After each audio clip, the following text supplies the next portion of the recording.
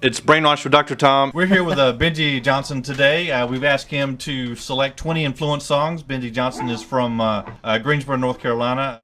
Can you tell me basically how you came up with this list? I tried to make it run the gamut of like stuff that I started listening to, you know, when I was first learning how to play, and there's some like turning point songs in there, you know, and then things that I'm listening to now. Okay, is it a good example of what affects you as a musician as opposed to a guitarist, or a good mix between the two, or how I think it's a good mix between the two, because I was so, when I first started playing, it was just guitar,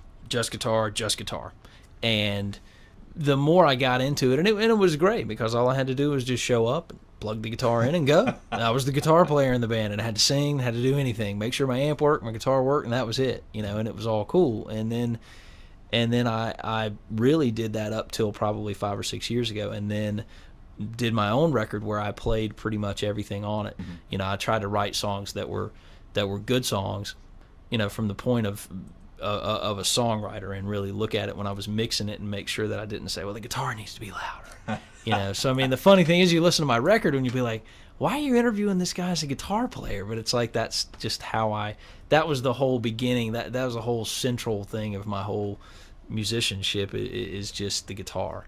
You know, that's where it all kind of started from. Okay, we might come back to songwriting later, but let's go ahead and get into the list. Van Halen, Could This Be Magic? Could This Be Magic is a Van Halen song, but Eddie Van Halen is playing acoustic on it. Mm-hmm. You know, and it's very much the whole.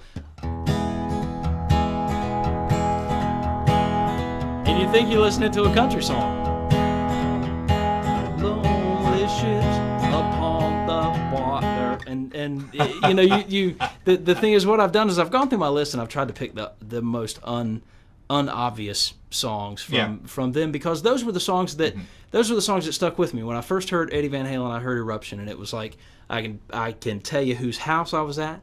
I can tell you, I can tell you it was like, it was in the afternoon, it was after school, I was at Tad Connor's house. It was probably I mean, the guy's name, you know, and things like that are things that get burnt into your memory. And I remember where I heard Eruption.